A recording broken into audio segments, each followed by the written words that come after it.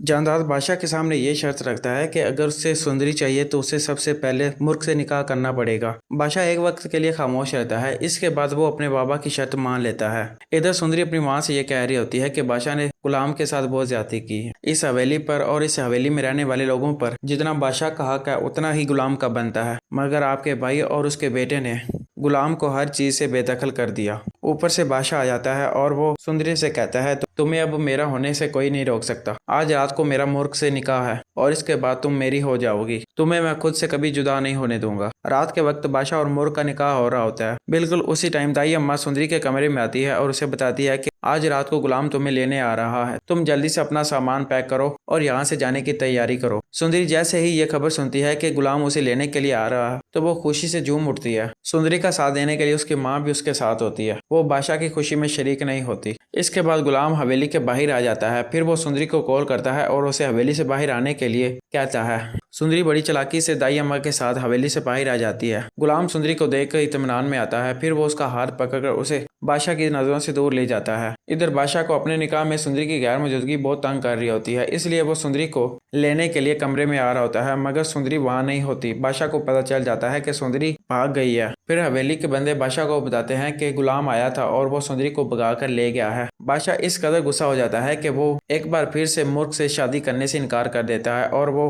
सुंदरी को रातों रात ढूंढने के लिए वहां से निकल पड़ता है। इधर गुलाम और सुंदरी रात के अंधेरे में शहर की तरफ जा रहे होते हैं। अचानक से पीछे से बादशाह की गाड़ियां जाती हैं और बादशाह सुंदरी और गुलाम तक रिसाई कर लेता है। बादशाह गुलाम पर इस कदर गुस्से में होता है कि वो पीछे से गुलाम की पीठ पीछे फायर करता है और गुलाम को गोली लग जाती है। गुलाम चीखते हुए फौरी वहीं गिर पड़ता है। सुंदरी गुलाम को जख्मी हालत में देखकर चीखे मारना शुरू कर देती है और वो अपनी गोदी में गुलाम का सर रख कर आहें भरना शुरू कर देती है। इसके बाद बादशाह सुंदरी की तरफ आता है। वो अपनी पिस्तौल फिर से गुलाम की तरफ कर देता है। सुंदरी बादशाह के पैर पकड़ लेती है और उसे गुलाम की जान की भीख मांग रही होती है। सुंदरी बादशाह से कहती है, बादशाह जो तुम चाहोगे वही होगा। तुम्हें सुंदरी चाहिए ना? सुंदरी तुमसे निकाह करने के लिए रजामंद है, मगर तुम गुलाम को कुछ नहीं कहो। मेरी खातर गुलाम की जान बख्श दो। बादशाह सुंदरी से कहता है, ठीक है सुंदरी, आज आखिरी बार मैं तुम्हारी वजह से गुलाम को छोड़ रहा हूँ। अगर फिर से इसने ऐसी हमाकत करने की कोशिश की तो मैं इसकी कब्र खुद अपने हाथों से खोदूंगा। इसके बाद बादशाह सुंदरी को ले जाता है और अपने बंदों से कहता है कि वो गुलाम को फौरी हॉस्पिटल ले जाएं। दोस्तों, ये थी गुलाम बादशाह सुंदरी के नेक्स्ट एपिसोड की प्रिडिक्शन और रिव्यू, जिसको मैंने अपने थॉट से एनालाइज और प्रिडिक्ट किया।